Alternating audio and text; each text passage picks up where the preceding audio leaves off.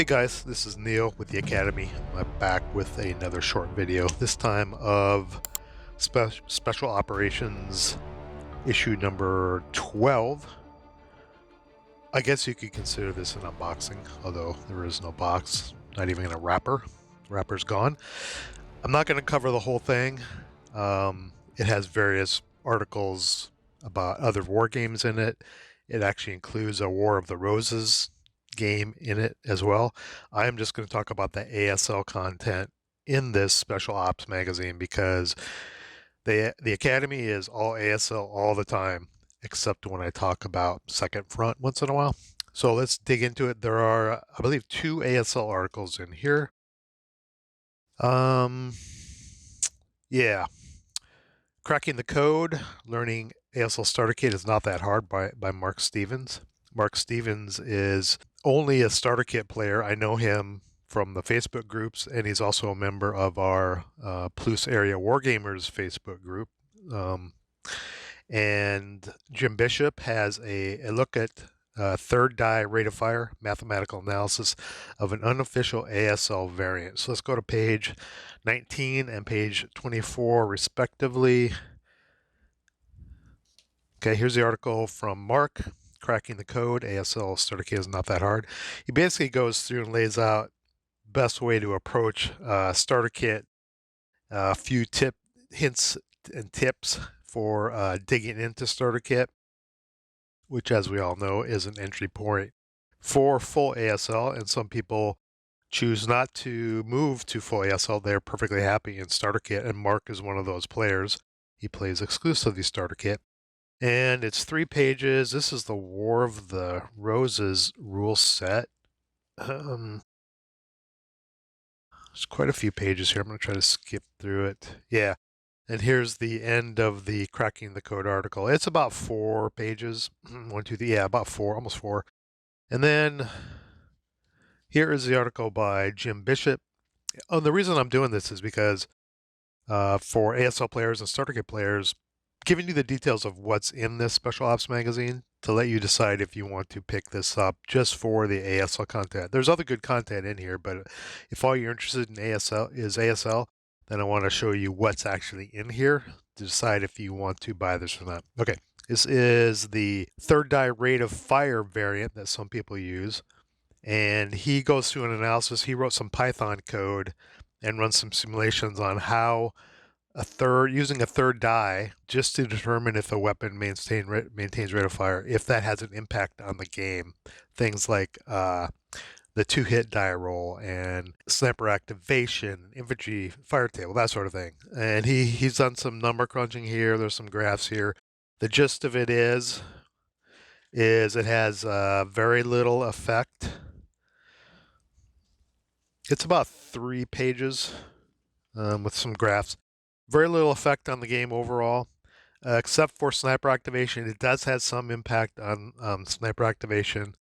And then there's a note here from the editors of the magazine saying, from MMP, basically saying, you know, they support any way you choose to enjoy the game, go for it. But they still feel that they fully support the official standard of rate of fire is to use 2 dice, but you know, if you enjoy it and it doesn't have really impact on your gameplay, by all means use the third die rate of fire. I am not a fan of the concept, and I do not use it, and I never will use it. I'll stick to the old school original standard for rate of fire. I tend not to adopt things that have almost no impact to the game, like incremental infantry fire table, 0 impact to the game, from what I can tell. Third die rate of fire, Jim kind of backs up what I believe. Basically no impact to the game, so why do it? So I'm old school. I'll stick with the original rules. So those are the only 2 articles, ASL articles in Special Operations number 12. But it does contain 6 total scenarios and a cool little mini a micro campaign game, you might call it, but let's go through the scenarios first. There are 2 starter kit scenarios. We have, and these 2 scenarios are designed by 2 clowns that you may have heard of. Scott Rowland, my partner in crime on the ASL Academy. He designed Clay Pigeons of St. Lo. It takes place about a little over a month after D-Day Normandy. And the Americans are pushing into the outskirts of St. Lo, and they need to start capturing that city. And it's Germans versus Americans, obviously. And this is a starter kit scenario on boards L and P. Or is that I? Maybe it's an I. Special rules are pretty simple. The only complication, I guess, with this scenario is there's bocage rules, but they're very simple. It's on special SSR 1, basically. And then the Germans can hip one squad equivalent with any support weapons on leader attacked or attached with it, as long as they are in woods, orchards, or a building hex. So nice, clean. I play tested this. Nice, clean, quick playing scenario. It was pretty fun. 6.5 turns. And the other scenario was designed by the other half of the clowns at the ASL Academy, myself, Neil Eulin. And this is Cats Come Out to Play, and it is a little further along after D-Day Normandy. It's in August 1944. Almost 2 full boards, 6.5 turns, and it's Commonwealth is basically British and Canadian, and the Germans. Now, the German SS and the German SS were trying to prevent the Commonwealth, the Allies, from breaking through to and push to Falaise. And they had this brilliant idea, one of the commanders, to actually counterattack the Americans before they could make this push. And you may have heard of Michael Whitman, also known as a Black Baron. He commanded Tigers. And so this scenario includes 3 Tigers, and it includes some simplified rules for armor leaders. Okay, because so Whitman's an armor leader, and you can assign him to one of the Tigers, and it can affect things. He has a -1 leader, and it can affect all 2-hit, close combat, morale check, and task check die rolls. Okay, and then the British Firefly can set up hidden, and basically wait for the Tigers or any of the other German AFVs, and then wait for a initial kill shot, wait for them to get out in the open. The gist of this one is Germans have to recapture a handful of buildings, and for every Tiger they get off the board, the number of buildings that the Germans have to capture are reduced by 1. So it's sort of a breakthrough scenario for the Germans. They want to push their Tigers past the Commonwealth that are moving down towards Falaise, so they can get behind the line. So for every Tiger you can get off the board, you have to capture 1 fewer buildings. So it's a trade-off. Keep the Tigers on the board and fight for some buildings, or try to make an end run and get Tigers off the board as quickly as possible and reduce the number of buildings you have to capture. And then the Commonwealth have to set up for that defense. Do they fully defend the buildings, or do they defend for a Tiger end run, that sort of thing? So it's an interesting scenario. So kind of cool that Scott and I got 2 scenarios back to back on 1 card in this magazine.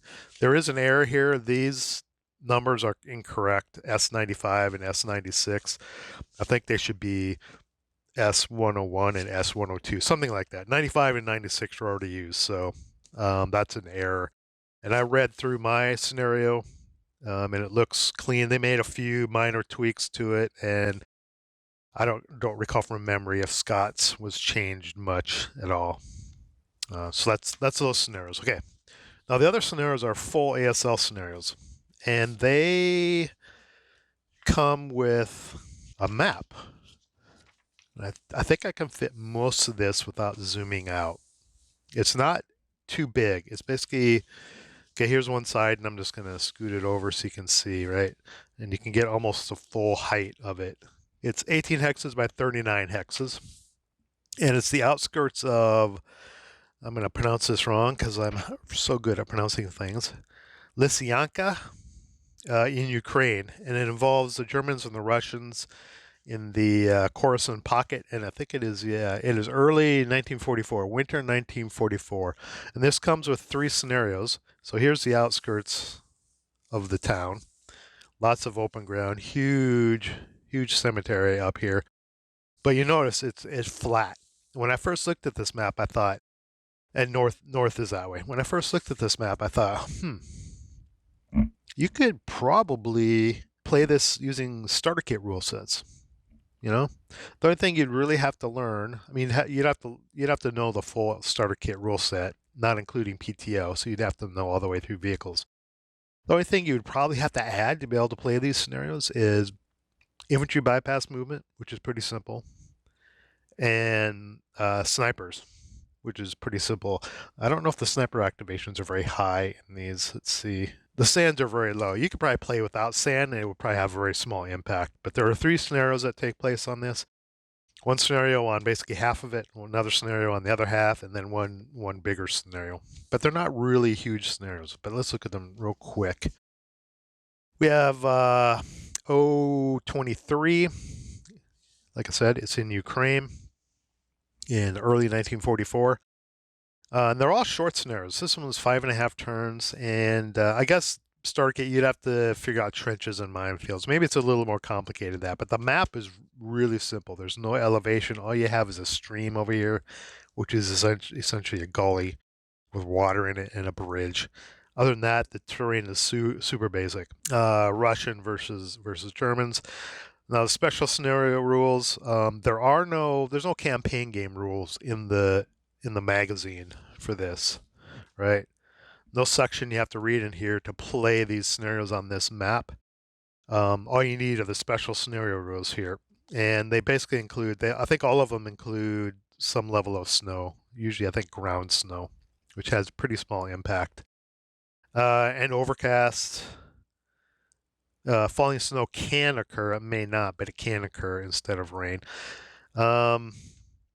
Trenches, basically special scenarios rules for this situation, but they're not huge scenarios. Okay, that's Frank's tanks. Next one is quickly towards the bridge. I believe you have to control this bridge location. I think is it on the video? Yeah, this bridge location, which is critical for the breakout in the Khorasan pocket.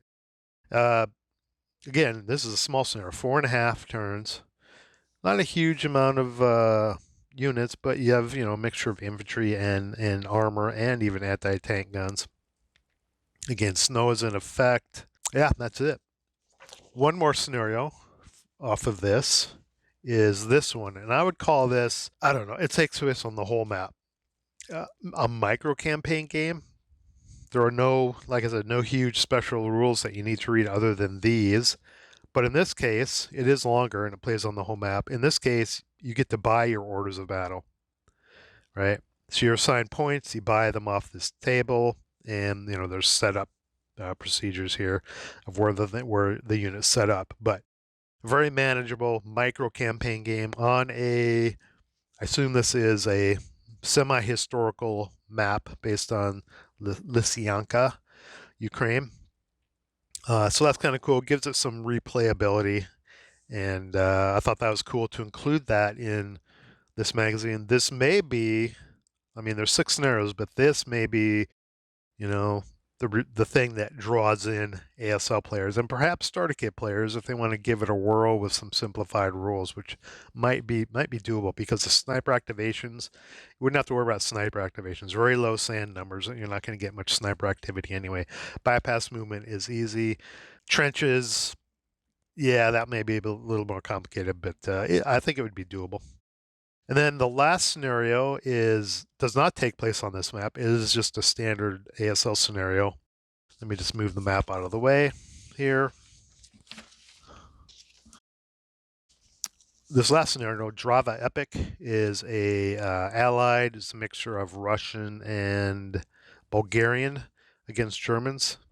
Fairly small scenario on board 67. Completely unrelated to Lysyanka and the Khorasan breakout scenarios that take place on this. Okay. That's it. That's it for the ASL content in Special Operations number 12. We've got 2 articles, 2 starter kit scenarios by the goons at ASL Academy. That would be us. And 4 scenarios, 3 that take place on this small historical map and 1 that takes place on board 67. All right. Hope that's helpful. I don't recall the price. I'll look it up and I'll put it right above my finger here of how much it costs at MMP. I'll let you decide if it's worth your money just for the ASL content. If you play lots of other games, you may want to pick it up just for that because it does come with a completely separate war game. I'll just show that right here real quick, just if you're interested. It actually comes with 2 sheets of counters. You already saw the rules kind of when I went through the magazine, and a map, pretty big map. Okay, so it actually comes with two games, War of the Roses type game, and a mini micro campaign game with 3 ASL scenarios. Anyway, that's enough of me droning on. Thanks for watching. Thanks for the support. See you in the next video. Get to the chopper! If you like what you saw, please like, share, and subscribe. If you didn't like what you saw, thanks for watching, and let me know how I can do better. See you in the next video.